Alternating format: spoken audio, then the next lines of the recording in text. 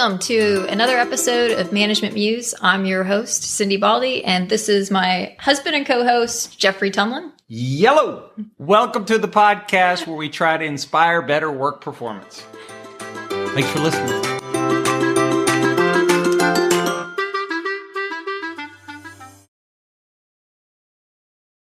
Hey everyone, thanks for joining us today on Management Muse. I am your host, Cindi Baldi, and today, instead of Jeffrey Tumlin, the usual culprit, I have Darrin Griffin. Good to see you. Thanks for having me. It's good to see you too. Darrin is joining me to talk about listening and how we muck it up and don't even think about it because we're too focused on what's coming out of our mouth. And the thing is that there is actually research on listening in organizations, and it does actually show a big impact in terms of performance and psychological well-being because your employees feel like their thoughts are valued. And there are all sorts of ways that we accidentally and sometimes just thoughtlessly express that we are not listening when they come to us. Is that fair to say, Darrin? Yes. All right. You got any stories you want to start out with on that? Well, yeah, I guess, one of the ones that I go to, and I've had very few people push back on it. I've had at least one person who got upset at me about this and they pushed back on it, is the idea that information is not communication. So I think a lot of times managers and leaders assume that there is information out there, whether it's in a handbook, on a website, in a document, and all that's out there, that information, or they said it, and that has communicated something to people and people are going to behave accordingly. And I think that's a fallacy or a false premise, is this idea that, well, you had information or you had access to it or it was out there, it was published, and communication is a two-way street. And if people don't truly listen to things or understand it or perceive it in the way that it was intended, they're not going to change their behavior, right? The communication didn't take place.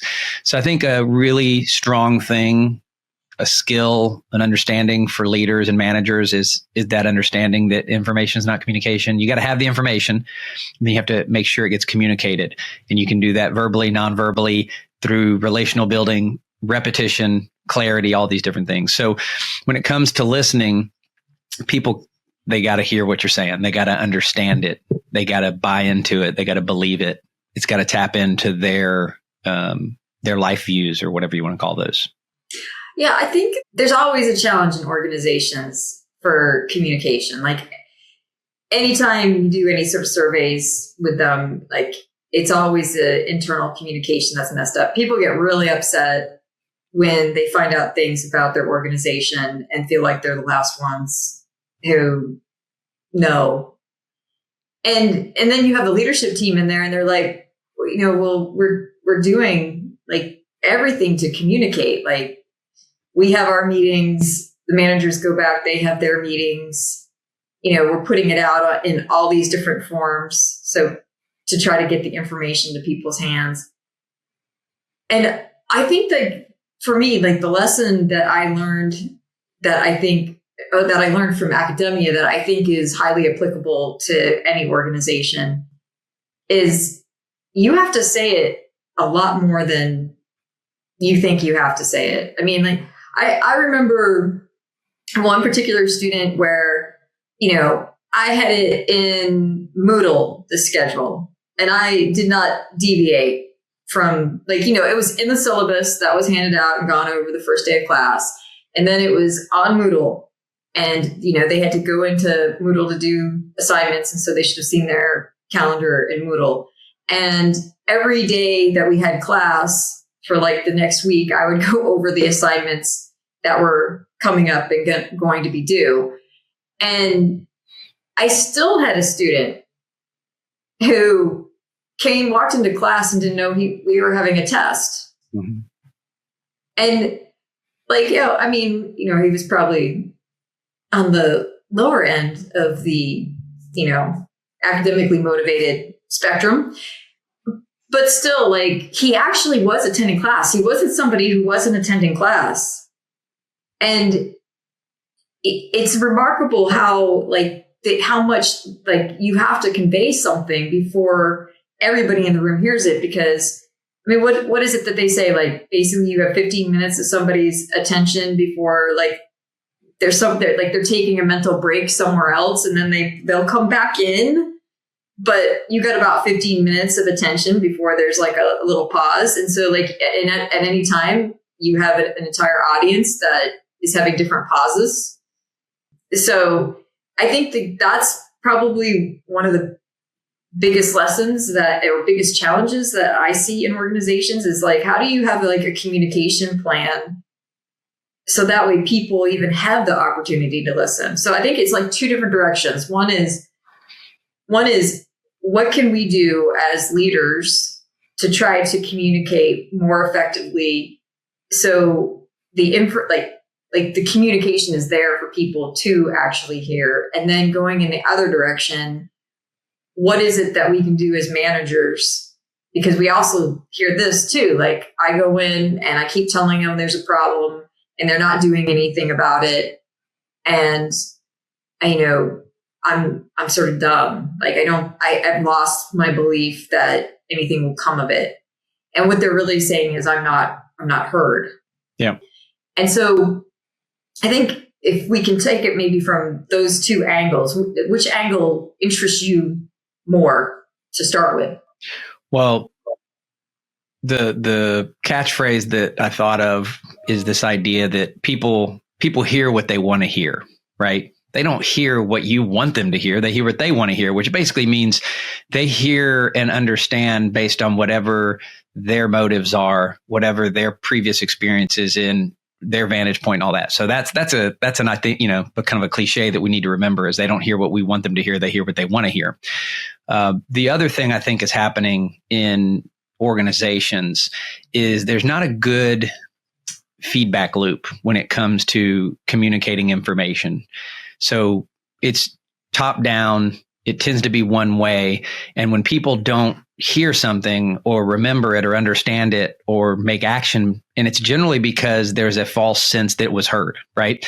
And I think the thing that managers can do better is create opportunities for that feedback loop, right? Paraphrasing, asking what people understand, summaries, those kind of things. Because, right, like you said, you got 15 minutes. Well, what are they going to remember from that 15 minutes? Not a whole lot, right? So if they can distill it into a word and you give them the opportunity to do that, then if they heard you, right? If they understood the message. And 10 years ago, I would have agreed with you about the 15 minutes. Currently, based on the population that I'm mostly interacting with.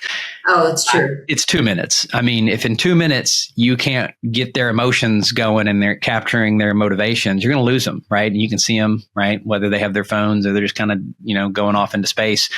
So you don't have a lot of time to really do it. People got a lot of competing things going on in their head, right? There's a lot of barriers to listening. Well, I think I think also like it's the element that, because you're right, like that's research from when I was in a university, and it was before TikTok. I mean, I don't even know when TikTok came around. Yeah. But, like we're now down to 90 seconds, right? Mm-hmm. So, and I do think that there's some, I don't know the research on this actually, but I'm sure it's there. Like, I think there's some degree of training that we're getting from our brain hopping around at the level that it is right now with like the forms of entertainment that we're partaking in. I mean, you just think about it. Like when we were growing up, a TV show, which was at least a half an hour, was, I guess there were commercial breaks, but pretty much a half an hour where you're paying attention, and movies. And so like you're talking about pretty long stretches of time. And now it's a 90-second video about a cute dog. At least that's what I listen to. Yeah. There's a lot of competing messages. There's a lot of competing information in people's lives. And a lot of that comes in the form of social media and technology. So that's why we talk about that. But I'm thinking about it. It would be the same, 30 years ago, you didn't have all this competing technological, but it'd be the same as if you just put someone in a circus and the three rings, the three little things are happening at the same time. And then you ask them, hey, what did you see? Well, certainly they're not going to have seen every single detail of all three performances because they have to choose one. And when they do that, they're not they're not focused on the other, right? So when it comes to people in the workplace, they're getting emails on their phone live, they're getting social media, they got issues and challenges in their personal life and in their professional life. And so when they're trying to focus on a particular message, there's all these competing messages and this competing information, which I think naturally we can't focus on too many things at one time. So part of listening is focusing time and place and being able to do that better, making sure when we want to communicate a powerful and a strong message to our employees or anyone that we're communicating with is do it in a time and place and space where there's less competition for information. Well, and I think that there's like the equivalent with academia, in that I think one of the benefits of having in-person classes is at least, largely from a norm standpoint, you have to sit in that classroom and not be on your phone, on the computer. I mean, I know that there are some people who are doing exceptions and faculty vary in terms of how they feel about that. But there is like a pressure to actually at least be present without the jumping around in the technology. And so you have a better shot. I think that's probably at least one of the differences between getting an education in the classroom versus online is you've got a better shot at actually being able to hear what's going on. And similarly, like having the in-person meetings, which, I'm mixed on how I feel about remote work. Mm-hmm. Yeah, like I get all the arguments about like, you don't really get to create a culture. I see, because I've had like the coaching, especially during COVID, but like, I coach remote workers now, and there's a level of loneliness that isn't getting filled by work. Not that that's work's job, but yeah, I mean that, that's what we've historically had. Like it was a way to have social interactions. And so there's that whole element, but then there's also this communication element to it, which is, when you have people who are zooming in, how much are they looking at all this other stuff while they're on there because they're not in the room. And so the norm of the room isn't holding them. Not to get too nerdy here, but let's just go back to your example of teaching in the classroom. And let's think about environmental factors to effective listening, right? Okay. You bring someone in and you put them in this sterile classroom with really bright fluorescent lights and institutional painted walls, and the walls are generally flat and there's nothing on them. Right? Like, no, I think of what we're doing with our communication, right? We're stripping out all distractions. Yeah, we are. Putting you in a petri dish, and then you're going to talk about the topic, whether it's physics, Spanish, or communication. And you're focused on that, right? We still have things in our head, but we're not looking at things on the wall. We're not like in a gallery, an art gallery. We don't have people talking. They're talking about that one thing, right? So what I'm saying is that environment is an attempt at reducing distractions. And so when you're working remotely, now think about what you're doing is you're working on the screen or you're talking to someone on the screen, but then everything around it is all the stuff in your office or your house and your kids and your family and your life, always competing with that message, right? So I'm just kind of zooming in on that sort of micro variable, but that's the way you have to think about listening at the leader level. Is you have to think about it where you're like, okay, how much does the environment play a role in my ability to effectively communicate and for people to listen to me? And it does, right? You have to choose the right environment to be heard. Right. And so in that regard, they're always trying to find more effective ways to get their message out. I'm sure we have encouraged, like put it on video and put it, basically put it anywhere you can. Like, again, like with the idea that if somebody really wants to hear it, it needs to be accessible. Right. But really, like, you need to actually, the best practice is probably making an effort to pay for your people to be on the clock and get in a room and have that conversation, even if it's the kind of conversation where the leader comes in and is just basically informing what's going on about the organization.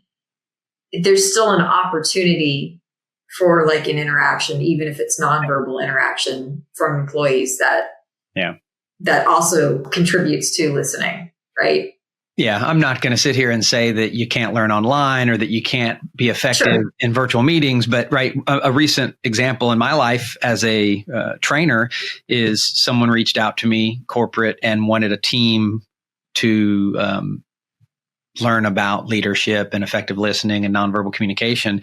And we were talking about when and where it was going to be. And, oh, well, I can bring them in virtually, or we can all come to Birmingham and be in a room together. And I was like, you're going to want to be in a room together for this, right? Like, this is something that, yes, I can do it. I can say it in a virtual meeting and people may or may not hear it, but you get us in a room together and we're workshopping it and people are giving each other feedback and we're performing it and doing it. I mean, you think about the bandwidth, right? I mean, that's the whole principle of nonverbal communication, right? So much of what we say and mean is coming through the nonverbal channels. And anytime you use technology, you're filtering out a lot of that information. It's getting basically pushed to the side. It's getting sidelined. So yeah, I'm not going to make a bold statement that said you can't be effective unless you're in person, but we're human, right? Kind of like you were talking about earlier, right?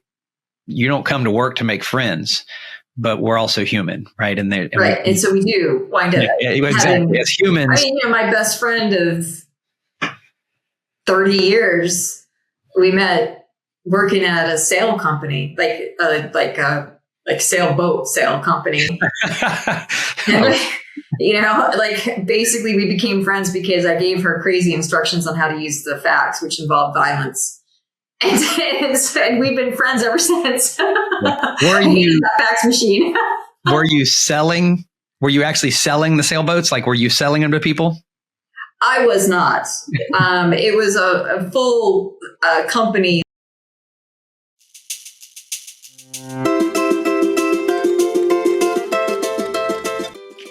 Hey everyone, exciting news. I am here to unveil, ta-da, the Uncertainty Playbook. Written by Jeffrey Tumlin and Cindi Baldi, it's 14 strategies for work success in a chaotic world. We know that most people aren't very good with uncertainty, and so we combed through the research and ran some experiments in our own work and came up with these 14 strategies that we think could be really helpful for helping you all survive uncertainty and coming out on top. If you're interested in buying the book, it's available on our websites, managementmuse.com and ondemandleadership.com. You can get 20% off if you use the promo code Playbook20. That will get you 20% off and free shipping. So stop on by, and we're wishing you some good reading.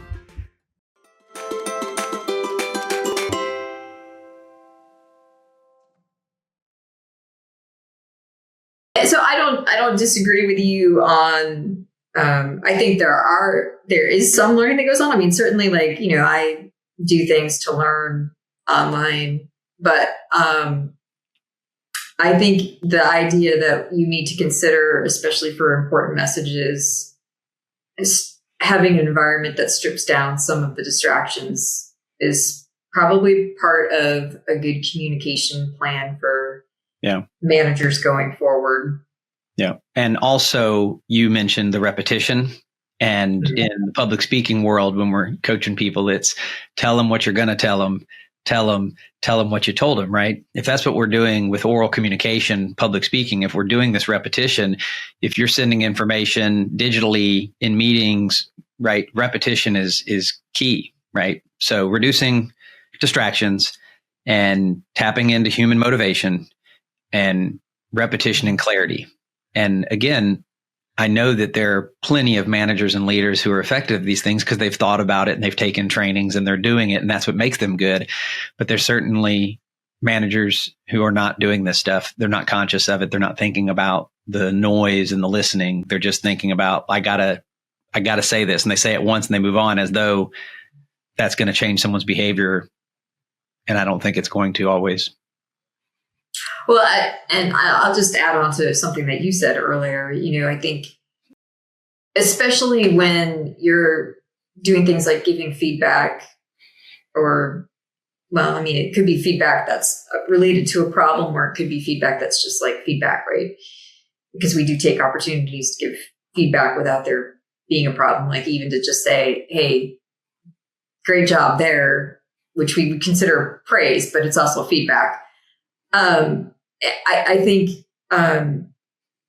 the idea of basically making sure that they know, like they heard, because I think the miscommunications that happen when you're having like a feedback session are pretty drastic for that reason, for the reason that you mentioned earlier, which is, people have a lot going on inside their head, and they tend to attach to the things that they perceive to be most relevant to them. But like, they also have a bias about what they want to hear. We have a family friend who is like in the late stages of Alzheimer's. She probably will pass away pretty soon. And my mother-in-law is definitely taking a big role in terms of what happens to this lady, because her family's not local. And there are other people who are like in with this person, taking great care of them. And it's amazing to see the differences. Like, my mother-in-law has already gone through this very recently with her spouse. And so she's reading what's happening, and she has that bias too. Like, she's got a schema, and the things that the doctors are saying to her are clicking into place, and she's getting the read that like we're at the end. The caregivers, but not the caregivers, these people who have been wonderful and volunteered, to spend a great deal of time and money on this person who is no relative at all. I don't think that they have that same level of schema, and they really don't want to let her go. And so they'll sit in the same meetings with physicians and hear completely different stories. And they'll come out with hope. And my mother-in-law will be like, okay, we're winding down. Yeah. And it's that kind of gap is happening all the time in every conversation. And then it's exacerbated in an organization where there are power structures and multiple interests and biases in the communication, and then the gossip that happens to help try to make sense of it all.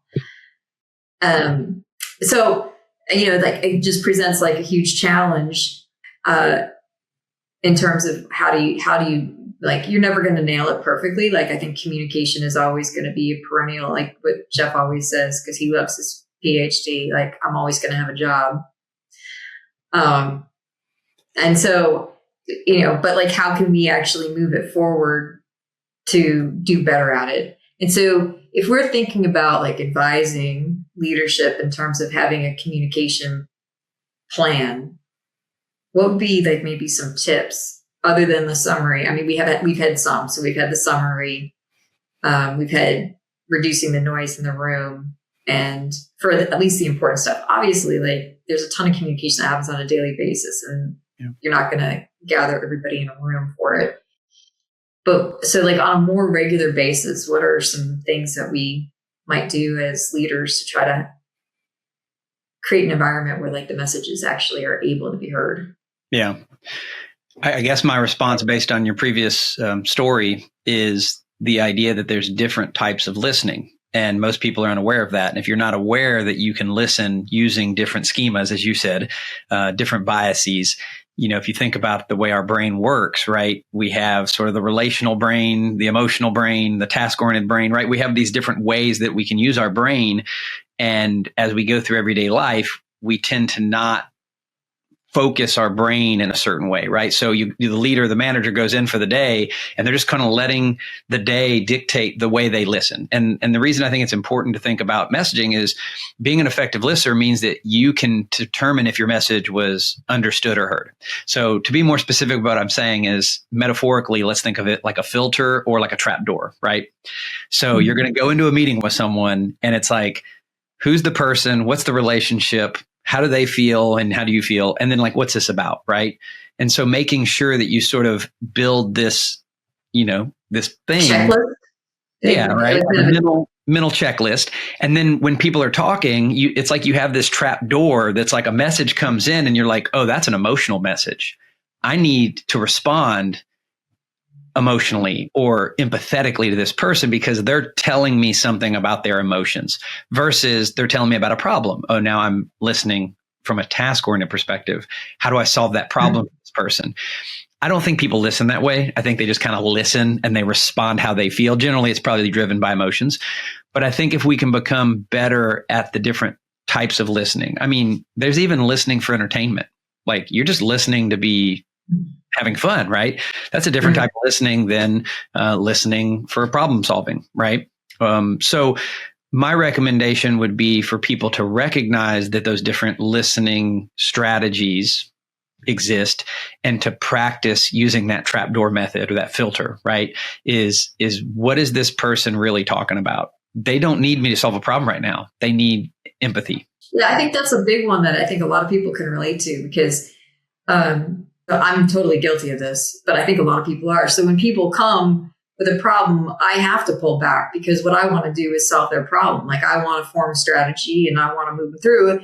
And I have to like pull back and be like, they just actually want comfort or validation.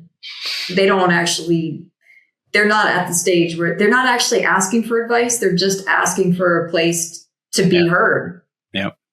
And I think especially in organizations, because we're always driving, generally speaking, you go to work thinking that you're going to move forward on something, right? Like you're going to get something done or move towards a goal for the future. Like there's a path, right? And so I think we're kind of like the environment of work is, especially for leadership, because my other observation about leadership in organizations is it's the people who are very achievement oriented and they get things done. And those are the people who tend to actually rise in organizations. I know, people are out there and they're like, oh, my manager doesn't know what they're doing. Well, they were good at doing something. And because that's usually how they get picked. Sometimes to the detriment of organizations, because sometimes you can be a really good salesperson and a pretty lousy manager. Yeah. Right. So you get people like that who tend to be in the leadership positions. They're task oriented, achievement oriented, and they're goal focused. You're probably going to get a conversation about a strategy on how to handle the situation where that's coming across as probably somewhat disrespectful. Like, okay, didn't think I had thought of that. Yeah. Or just not feeling like they understood the situation, but they didn't understand the emotions. Yeah. And you were actually coming to them for the emotions. One thing I've done in some meetings when I've been training folks on listening is I talk about this concept of feeling heard. And I ask people to start thinking about it. And I say, when's the last time that you felt heard in an organization? Because people can always say, my parents heard me, my wife hears me, my spouse hears me, my husband hears me. They'll go to that. I'm like, no, professionally, think of the last time you felt heard. And they generally cannot do it. Because that's the way organizations function, right? They're very task oriented, trying to get things done. And we're humans, right? And we have emotions, we have opinions and emotions about the things that we do and the things that we're supposed to do. And a lot of times I don't think that people are in the workplace feeling heard. So that's a big challenge for leaders and managers. How do you make people in your organization feel heard? And it could be through mentorship partnerships. It could be through the leader being a better listener. Focusing on the empathic listening instead of the goal listening or the task listening. So knowing that there's these different types of listening and responses that people want, they can't verbalize it. They can't tell you, I need you to listen to me like this. Most people can't walk into their manager's office and say, all right, I just need you to listen for empathy today. Don't need any solutions. They can't do that. That's not how people work. But those things are there. And so if we're going to be effective communicators and leaders, we can drive it. We don't have to be so obvious about it, but we can pick up on the cues and go, oh, this person's not here to solve the problem. They're here to relate, build a relationship, feel heard, whatever it is. So I would say that that's important for managers and leaders. I think the other thing is knowing that there's an actual science to this stuff. Most people, I go to classes, there'll be 35, 40 people in there. I'll say, raise your hand if you've ever been to any kind of listening exercise training or college class. And maybe one person will raise their hand. They did a workshop on listening. And I'm like, cool. Everyone else is like, no, they do this stuff. I've never done a workshop on this. Yeah. We're doing it right now. Yeah. So the thing is, there's a science to it.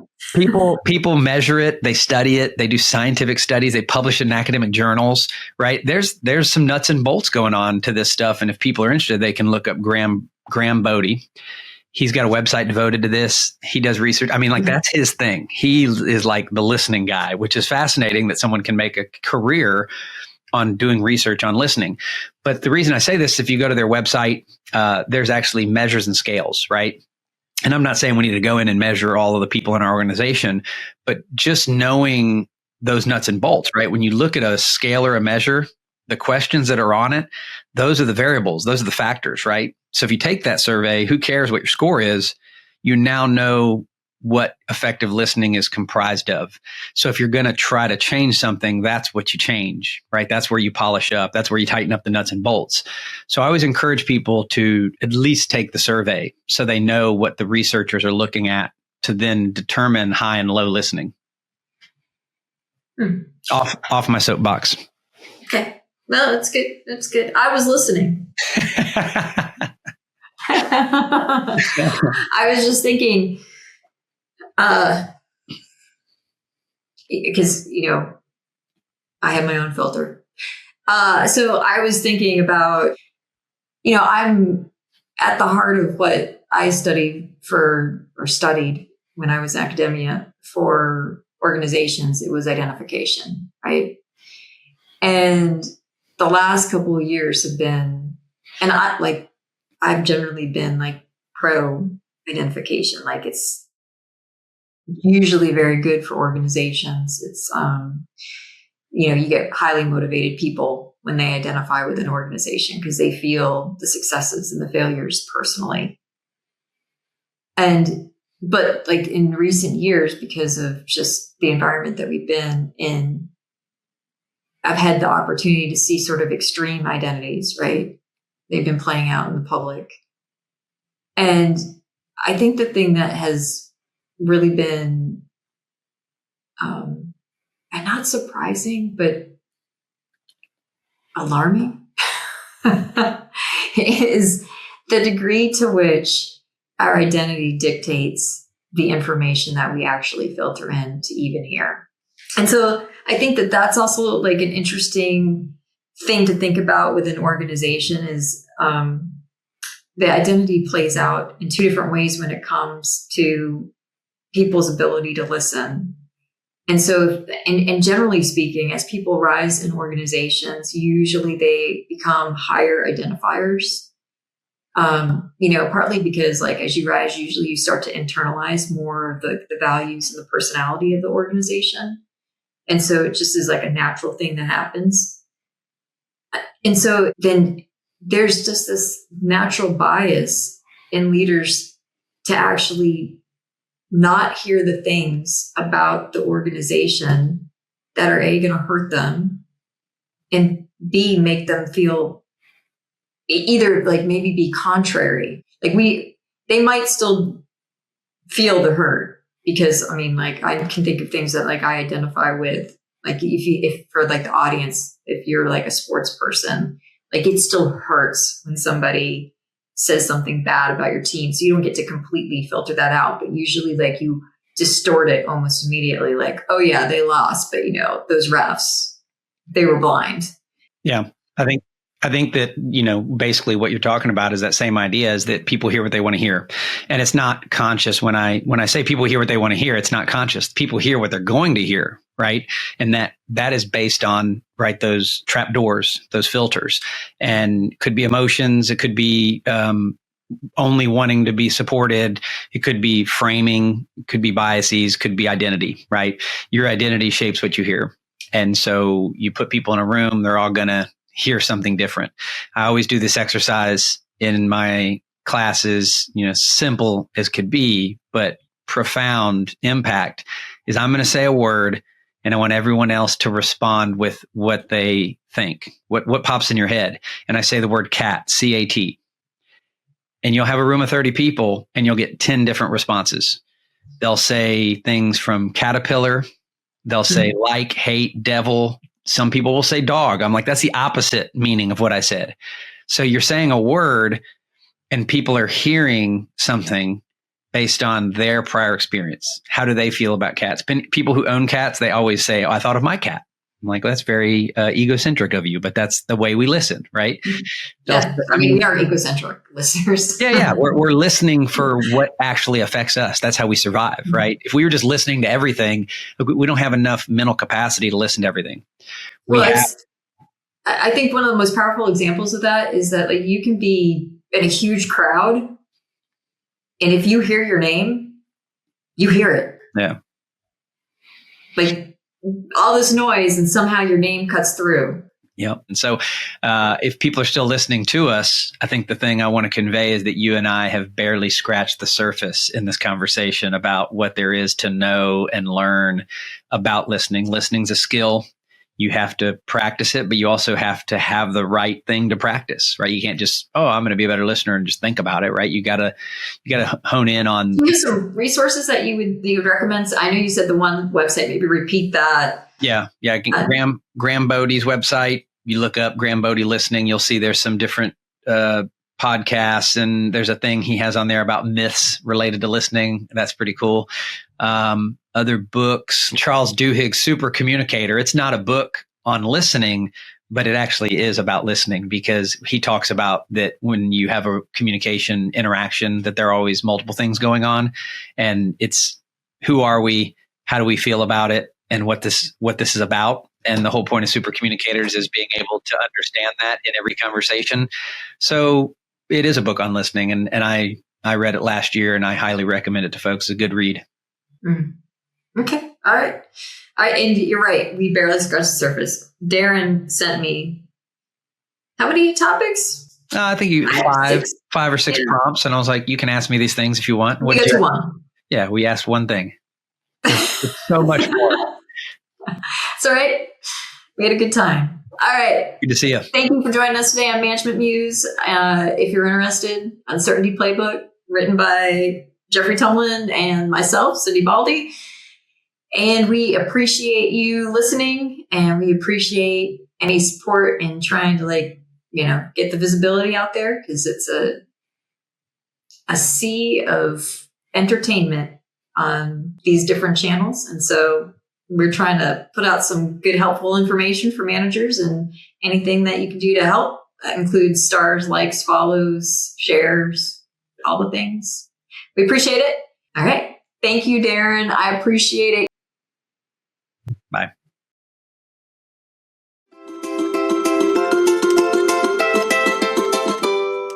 Thank you, everyone, for joining us today on Management Muse. We are a podcast / YouTube channel that we hope is entertaining and educational. If you are on YouTube, we would appreciate you subscribing and maybe leaving a comment and a like. If you are on any of the podcasts listening to this, we would appreciate stars, following, comments, all the good stuff. We want to say thank you to Christina, Sarah, and Rebecca, and then, of course, everybody at Design at Work. And then, just as a last-minute reminder, we also want to mention that we are management and communication professionals working in the field, but also have degrees that back us in science. All that being said, we are talking in generalities on this podcast. We do not actually know your particular situation. So proceed with common sense and maybe a little bit of experimentation on your end. And we hope that you make the world a more beautiful place by making work a more enjoyable place. See you next time on Management Muse.